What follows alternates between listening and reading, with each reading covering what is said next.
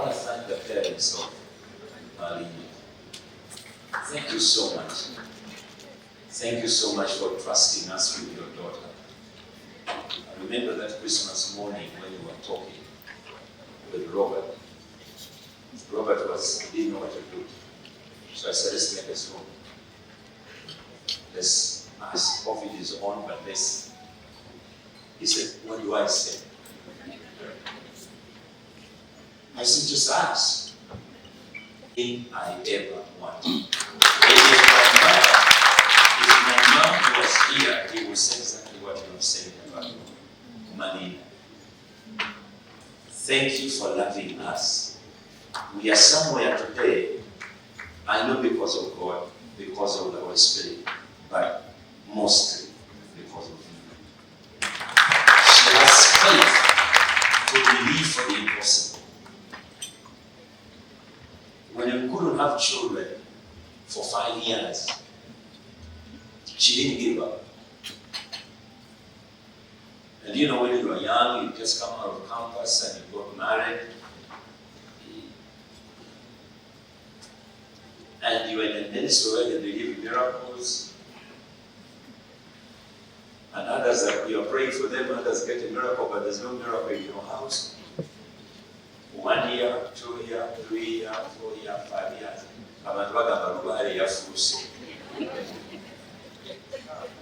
But she couldn't give up. At that time, intensely, we were traveling around the world. What would have been our firstborn was a miscarriage. That threw us back again. But we decided to go. And this is really amazing because the other things that we talk about them on Robert's wedding and Marina's wedding. But let me just be brief with this. God gave me something more than 50%. He gave me more than 3/4. He gave me 99.99. All I do, I have only 0.5 or 0.1. Thank you for being there. I'm so grateful. And she has worked for this tirelessly. She has gone out doing everything. All I do is to grab a microphone like today. Do you imagine she even sought out to get us these materials for our councils? At the same time, still taking care of me, taking care of ministry, taking care of so many people that she does. So, Pastor Jessica, I want to thank you. I want to thank you. We are here today because of her. God has gifted her with a woman of God is something else. You can see it in the children she has raised. You can see in the husband I am. You can see the ministry we have. You can see what you see today. People come here, I came here while they were working and I could see she's so stressed. But she has done a fantastic job. Honey, thank you so much. She spent more time with our children. Not only when they were, because 9 months she was holding them from me in her womb. But when they were born, she was there. She has been there. And she could jump between those who were here, London, the US, and she could spend months making sure that the girls are settled in well. Make sure that Robert has settled in well. And she has paid the price. Oftentimes we men, we are praised when things are okay. But I want to tell you, these are not easy kids to raise. Thank you, man. You have made me proud. You have raised our children. You've loved our children. Not just to love them, but also to make sure that they turn out to be give the best they can. And as you heard Robert was saying, that they were in Los Angeles. She had gone to preach, so she sent a ticket to Robert to come and see her. Prior to that, she had flown into Tulsa, Oklahoma, and things were not going well, but she made sure that Robert gets a better place, better things, and shopping things, and, as everybody else would need. Degrees these days are for 4 years, 5 years, whatever. Earlier years was only 3 hours to marry. You gave me a great partner of life.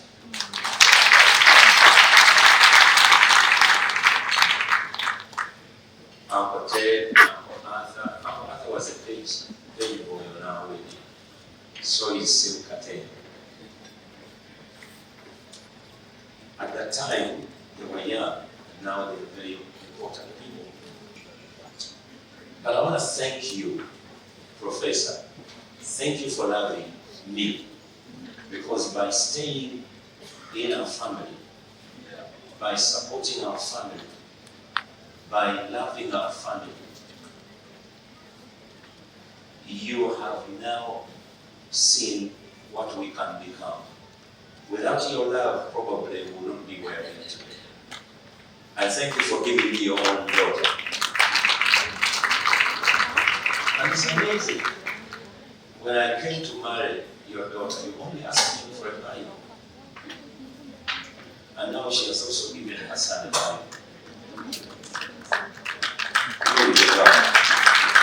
Believe in God, trust in God. He will do incredible things. I want to thank my daughters, Pastor Christina and Jackie and obubaka bwaffe eri mutabani waffe buli bumu nti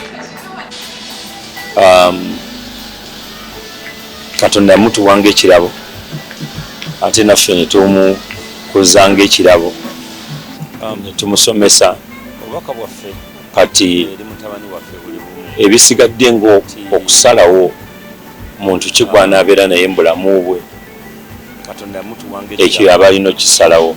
Ekyokubiri kyekintu ky'okubeera nti tumulaze n'emikwano gyaffe, tumulaze n'abantu abakkiriza mu bye tukkiriza, tumulaze nti abantu bangi nnyo abakkiririza mu mitendera gy'atandise okuteekinga gy'obufumbo obutukuvu famire, ate kitwala n'ekifaananyi kibadde nti okumulaga nti omuntu yekka si yakuza omwana.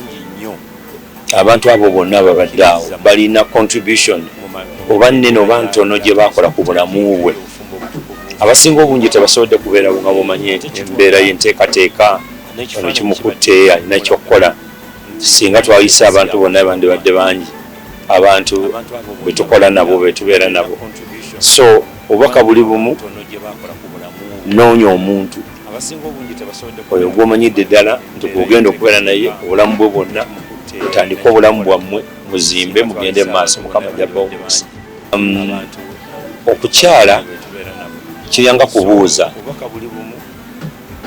Okubuuza tekuliiko asooka, n'okukyala bwe kutyo. Kati bo bazze ne bakyala balabe omulenzi ono atwala muwala waffe avaawa. Kati bwe basazeewo okujja okukyala, definitely nga tulina okuyita mikwano gyaffe nti owange omutabani wammwe agenda kuwasa omukyala mu ggwanga bwe riti, era abantu abo bajja. Kati yemu ku nsonga eyo. Ekyokubiri, twerabidde nti omwana ow'obuwala n'omwana ow'obulenzi bonna baana. Kati bw'obanga osibula mutabani wo ng'agenda kuwasa, era oyita mikwano gyo n'abantu abamumanyi, n'omusiibula bulungi, n'omusibirira entanda, musibirira entanda. Kati ababingi byayiga era byalaba. Kati naye bw'anaasituka okugenda okukyala eri era nabo bajja kuaniriza kubanga kati mutabani wange abantu bawasizaamu be bantu abakola decision nga bwobawulidde mu ssaawa 8 aba amaze okusalawo ng'akkiriza oba ng'agaanye mu ssaawa emu ng'ayogera naawe aba amaze okutegeera oba byogera byanjwanjwa oba si bituufu. Wano ewaffe tukyala ne twogereza okusobola oluhalikkiriza naye bali okusalawo decision yaabwe bwetyo era okukkiriza nti mulaffe mutwala ogenda omuwase kale ki eyaffe tekola eri kakati abantu bano okumanya nti omuntu azeene ewaffe bwazze this is who we are. This is who we are. Alabe naye ekifaananyi nti mu lujja mulimu abawala bangi, mulimu abalenzi bangi, mulimu bajjajja bangi, mulimu bamaama bangi, mulimu abantu bangi. Naaba nga tagudde mu cultural shock nti baatukyazizza. Nze mbadde mmanyi parents abazadde abazaala omwana ow'obulenzi oba obuwala ne baganda be, that's a family I know. No, wano tulina extended families, wano tulina families ezeeyongerayo n'ekyalo kyonna becoming a part kubanga n'ab'ekyalo kyonna babaddewo wano. So n'olw'ensonga eyo olabira ddala nti kiba kirungi omwana ow'obulenzi bw'awanga awasiza omuwala mu ggwanga eddala bw'ajja ng'ewaabwe eri teriiyo kubikkulirwa nga ffe kwe tulina wano mu kwanjula, mu kuyingira, mu kufaanana kutya, naaba ng'asobola okufuna experience eyo. Bw'afuna experience eyo ajja kusobola bulungi nnyo okuhandolinga ebintu ng'azze wano kubanga bazze kufumbirwa eno. Bw'abanga omulenzi omuwala yafumbiddwa eri aba kimukakatako naye okuyiga empisa z'abantu bali. Emmere yaabwe bagirya batya, bagira ku budde ki, relationship ki gy'olina ne bazadde b'omwami wo, baganda b'ogenda bayisa otya. Obufumbo bulema kubanga bambi tuba tetumanyi ngeri gye tukwatamu bantu bano be tufunye. Kyekyo kika kyokka abantu bonna balemeddwa obufumbo tebabulemu kubanga bo babaloga. Tuli mu bufumbo kubanga tumanya ku ngeri gy'okandolingamu muntu ono. Professional nze n'okuba mbaganda naye abantu bonna babanga bakulaze nti bakwagala, bakukkirizaamu era bakusanyukidde, era kino kyekifo kye bakuwadde. Sirowooza nti obufumbo buyinza otulema. Kyova olaba nti abantu beekwasa bw'oba owasawasa omukazi w'eggwanga lyo, wasa omukazi ava mu nsi yo, wasa omukazi gwe mwakula naye ku kyalo yakutegeera. Emikolo egy'okwanjula temusande gitya, ebyokutandika temusande gitya. Ebintu ebisinga obungi ebituleetera okubeera nti abantu batya emikolo egy'okwanjula oba egy'okukyala oba egy'okugenda okweyanjula n'okutandika okuwasa tebasaanidde ku kitya. Kakati businga obalirira ebirabo ebigabiddwa olwaleero, nze wano wensinziira nti omukolo guteekwa okubeerako okusanyuka, guteekwa okubeerako ebyokulya, guteekwa okubeerako okumanya kalica z'abantu, bambala batya, balya batya, bakola batya, boogera batya. Ekyo that is number one. Naye ebirabo bw'ogenza okubiraba, mutabani waffe kyawadde muganzi we amuwadde katiketi ka train ke yakozesa ng'agenda okumukyalira, yakatereka era kyekirabo kyamuwadde. Bakadde b'omuwala bamuwadde ebimuli, banyina bamuwadde wano ebimuli, banyina ba Robert bamuwadde ebimuli.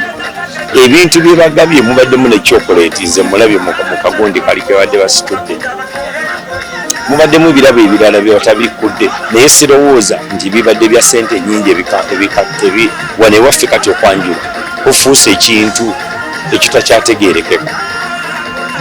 Omuntu atwala fuso ng'ejjudde ebirabo, atwala bw'ati kwegamba neyeewola neyeekutulira ddala. Kakati agenda n'okutuuka okukola embanga nga talina ssente gyazikola, gyagenda zijja. So nze ndowooza nti twawule love, twawule emikolo, twawule n'okusanyuka, twawule n'ebintu n'okutemerera abantu ebintu. Wakati muvubuka w'ennaku zino bw'omutemera ente 14 azijjewa, bw'omutemera n'ogamba njagala kino nakino nakyo nakyo, agenda bijjawa nga tagenda kubeera na muwalawo. Ezo sente singa bw'ozibatemera n'ogamba muzimpe ne bazikuwa, enkeera ku makya n'ogenda n'obaguliramu ennyumba n'ogibawa ng'ekirabo ku mbaga nti omwajja n'okwanjula nabasaba $2,000,000 era $2,000,000 ploti yiiyo, kakati mugende muzimbe. It will make sense. So waffe wano ekigaanidde ddala abantu nti buli kintu tugenda tukiteekamu amaanyi nga kinyangayibwa bufumbo oba nekibeera nga kikiteeka okukolebwa. Yes, we've been in marriage now 32 years. We thank God for that. His grace has sustained us. And you could see through even our speech today that we recognize each other's role. Number 2, we love our family, we love each other. And we've raised our children in the same way, that they will emulate our way of dealing with your marriage, your life. Find someone whom you love, whom the Lord has given so to you, or whom you actually found in your heart, because the Bible says he who finds a wife. So you need to find somebody. That's one. Number 2, our message to them is that everything is possible. We didn't start where we are now. We did not start where we are now. And I'm glad my son today, when he was choosing a gift to give, he kept that train ticket. And that's why he has put in a frame and gave it to his girlfriend as a gift, to remind her that I really love you. If I didn't love you, I would not have moved from where I was to go to Denver, which is probably 340 miles on a train. So love is number 1. That's why the issue of dowry should be totally disregarded. Gifts, yes. Appreciation, yes. Celebration, yes. But price on demand is not going to work, because you find out that first of all, the people don't have the money. Like now, if it was the other way around and it was my daughter being given away, and where she went to school, a white young man had seen her and wants to marry her, and so he comes here and I said, I want 14 cows. He may go and borrow money on a credit card and buy the cows, but when my daughter goes there, every time the bills come, he will be blaming her for having thrown her into a date. So it's a very bad way of starting people's relationships. So my advice would be to parents that let them be reasonable in demanding, and we need to actually exhaust that by demanding exorbitantly. Are you solving a problem of their lack and poverty, or you are creating more problems for these newlyweds?